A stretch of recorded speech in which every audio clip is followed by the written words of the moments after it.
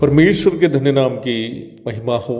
प्रभात मनन के सत्र 1296 में आप सभी का स्वागत करता हूं। आइए आज के मनन के लिए हम पढ़ते हैं पहला तीमुथियुस अध्याय 2 पद 5। क्योंकि परमेश्वर एक ही है और परमेश्वर और मनुष्यों के बीच में भी एक ही बीचवई है, अर्थात मसीह यीशु जो मनुष्य है। कल हम ये मनन किए थे कि यद्यपि परमेश्वर के त्रिएकता में तीनों व्यक्तित्व अर्थात पिता, पुत्र और पवित्र आत्मा अस्तित्व और पदवी और क्षमताओं में तुल्य तो है ही, परंतु एक लक्ष्य प्राप्ति के लिए तीनों विभिन्न रूप में कार्य करते हैं। मैं पुनः आपसे कहना चाहता हूं कि जब हम कहते हैं कि परमेश्वर अनादिकाल से है, तो समझना है कि पिता भी अनादिकाल से है, पुत्र भी अनादिकाल से है और पवित्र आत्मा भी अनादिकाल से है। जब बाइबल कहती है कि परमेश्वर सर्वशक्तिमान है, इसका मतलब पिता, पुत्र एवं पवित्र आत्मा तीनों सर्वशक्तिमान है।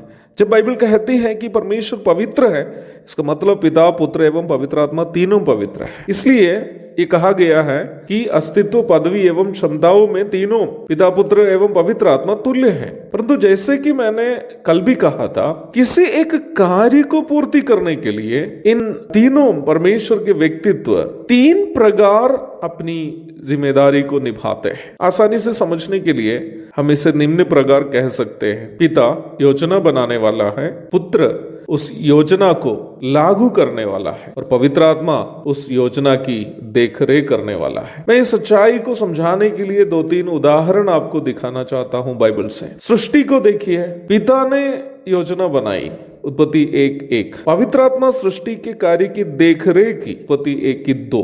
और पुत्र ने, जो परमेश्वर का वचन है, सृष्टि का लागूकरण किया, उत्पत्ति 1:3, यूहन्ना 1:3, इब्रानी 11:3, दूसरे पत्रस 3:5। अंत में जितने भी पद को मैंने यहाँ सूचित किया, वे सभी पुत्र का जो देह धारण किया हुआ वचन है, सृष्टि में दिए गए योगदान को सूचित करने के लिए मैं कहा। महत्वपूर्ण 2 और उदाहरण इस सिलसिले में आपको मैं दिखाना चाहता हूं। मनुष्य के रूप में परमेश्वर का कुंवारी जन्म को लीजिए। यशायाह भविष्यवाणी करता है, एक कुंवारी गर्भवती होगी और पुत्र जनेगी और उसका नाम इमानुएल रखेगी। यशायाह 7:14।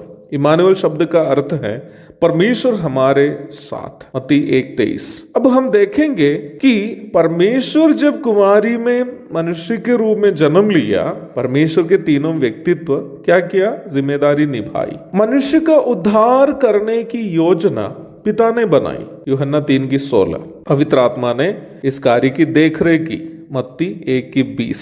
पुत्र ने मनुष्य के रूप में जन्म लिया, मत्ती अध्याय 1 पद 25। प्रभु यीशु मसीह का बपतिस्मा का भी कार्य उदाहरण स्वरूप लीजिए। पिता की आकाशवाणी होती हुई हम देखते हैं, मत्ती 3:17 में। पुत्र मनुष्य के रूप में पानी में उतरकर बपतिस्मा लिया, मत्ती 3:16। पवित्र आत्मा इस पूरे कार्यक्रम की देखरेख की, मत्ती 3:16। सामान्य रूप में समझने के लिए हम परमेश्वर की त्रिएकता की कार्यशैली को एक मकान का निर्माण से तुलना करके समझ सकते हैं। एक मकान के निर्माण के लिए अनिवार्य रूप में 3 लोग चाहिए। एक इंजीनियर जो मकान का प्लान अथवा रूपरेखा तैयार करता है, दूसरा एक राजमिस्त्री जो इंजीनियर की रूपरेखा को मकान में तब्दील करता है, तीसरा एक पर्यवेक्षक अथवा सुपरवाइजर चाहिए जो पूरे काम की देखरेख करता है। परमेश्वर के द्वारा अंजाम किए जाने वाले कार्यों में पिता को इंजीनियर से और पुत्र को राजमिस्त्री से और पवित्र आत्मा को सुपरवाइजर से हम तुलना कर सकते हैं। मनुष्य वंश के उद्धार के बारे में बात करें, जगत में कुमारी के द्वारा जन्म लेकर पवित्रता के साथ 33.5 साल जीवन बिताकर कलवरी के क्रूस पर मनुष्य के प्रतिनिधि के रूप में पाप का दंड उठाकर प्रायश्चित मृत्यु सहकर तीसरा दिन पुत्र ने जी उठा है। इसलिए ही त्रिएक परमेश्वर से मनुष्य को मिलाने वाला एकमात्र बीचवई वही पुत्र है जो यीशु मसीह के रूप में जन्म लिया था।